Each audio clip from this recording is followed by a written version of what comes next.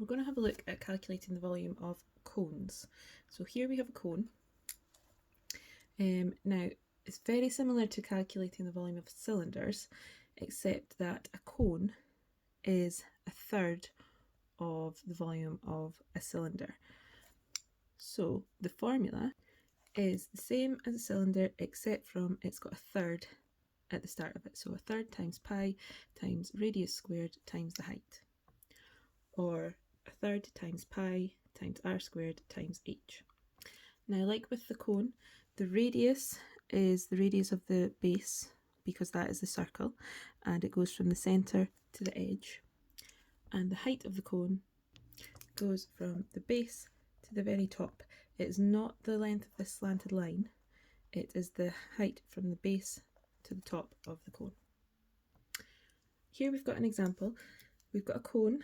The radius going from the centre to the edge of the base is 4 centimetres, and the height is 9 centimetres. So again, with all volume questions, we follow the 3 steps. We write down the formula, which in this case is a third times pi times r squared times h. Then we put in the numbers. So a third stays there, pi stays there because we're going to use the pi button, and then it's times 4 squared times 9. Then step 3 is calculate the answer, which is 150.976, keeps going. I'm going to round it to 1 decimal place. So 150.8 centimetres cubed. Now, to put this into the calculator, this line here, if you've got a scientific calculator, there is a fraction button, so you could put in the fraction at the start.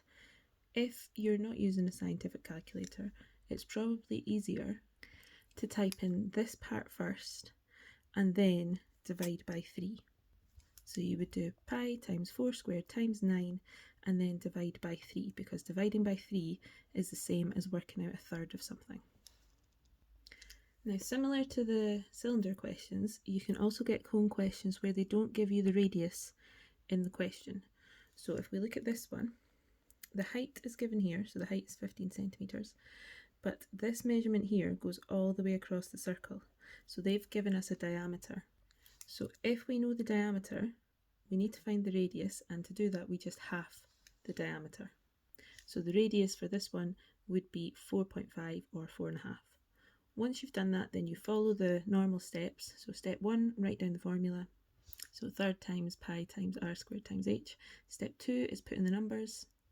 So the third stays at the start, pi stays as the pi symbol, and we're putting 4.5 instead of r, and then the height is 15. And then step 3 is calculate the answer, which ends up being 318.086. Again, I'm just going to round to 1 decimal place. So the answer is 318.1 centimetres cubed.